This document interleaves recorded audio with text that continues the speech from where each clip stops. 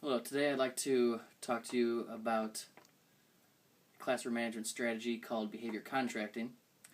Now, behavior contracting is good to use when the overall behavior of your class is good, but individual students, maybe one, two, or three students, are engaging in disruptive behavior.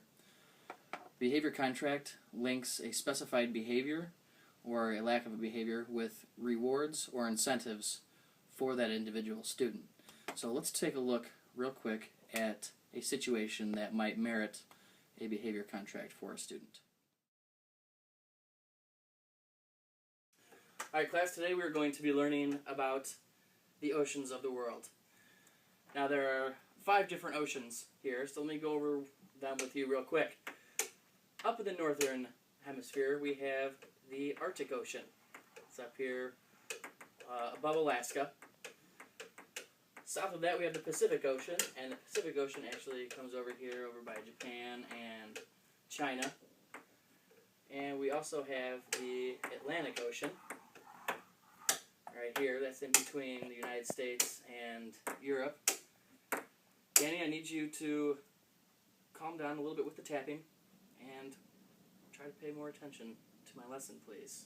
Okay. And then over here we have the Indian Ocean. Now that we've seen an example of a situation that might require a behavioral contract with a student, I'd like to talk about the terms of these contracts. So first, what you're wanting to do when you are setting up a behavior contract is to observe the student over a period of 1 to 2 weeks, maybe 3 weeks, to set up a baseline that'll tell you about how many times the student is exhibiting the certain behavior. Once you've done that and you found out about how many times the student is doing the certain behavior, you need to set up a daily behavioral standard for the level of disruption that is acceptable in your classroom. Once that's done, you have to specify a contract period. Now when you first start off, you might want to have the contract periods be a little bit shorter. That way the student can experience success quickly, and you could also make changes quickly if you need to. After you set up the contract period, you need to look at the terms of the contract. What is the student going to earn if they meet their goals, and what are the goals for the student? It's important when you do this to make the goals reasonable. If the student, like in our example, is tapping 3 times during class every day, you don't want to all of a sudden say, well, you've been tapping 3 times, now you have to tap 0 times. It's not a realistic goal for the student. They probably won't meet that goal. They won't earn their reward at the end of the contract period, and no progress will be made. So in the terms of the contract, you want to make the goals reachable for the student. That way they can experience success. Once they have met those terms, you can increase the length of the contract time. You could either increase or decrease how much you want the behavior to be repeated.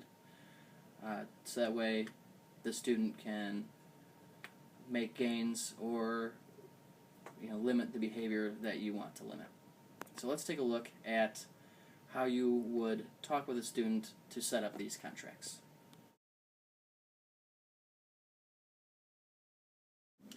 Alright, Danny, I brought you here because I'm sure, as you're aware, you have a little bit of an issue with tapping during my class, and we wanted to reduce that tapping over the next couple weeks. So what I have here is a behavior contract for you. What we have here, we want your target behavior to be less tapping during my class. Now I observed you for the last couple weeks, and I've noticed that during my class you normally tap about 3 times during my class period. Give or take.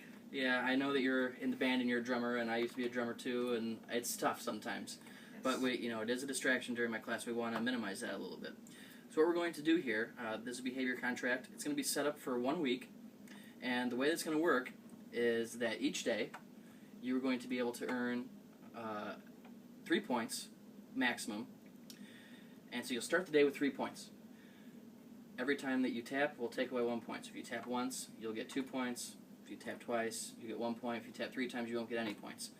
And at the end of the week, Monday through Thursday, if you have 8 or more points at the end of that Thursday, we're going to give you a reward. So what would you like to be? What would you like your reward to be? Well, since I'm caught up on my work, my study hall, I don't do anything, and I get into the tapping. So, can I go to the gym, shoot some hoops, maybe? You know what? That is a perfect idea. I'm going to have to check with the gym teacher just to make sure it's all right. He doesn't have anything else going. But I think that would be a great reward for you. So we'll put that in here, that we want you to shoot baskets during study hall. Alright. Alright, do we have ourselves a contract then? I think so. Alright, we will start this next Monday, and hopefully we can get you shooting baskets on Friday. Thank you, Mr. Decker. It was a pleasure doing business with you, sir. Now that we have seen an example situation that might call for a behavior contract, and we've learned how to set up a behavior contract with a student, hopefully now you will be able to use the behavior contract effectively in your class.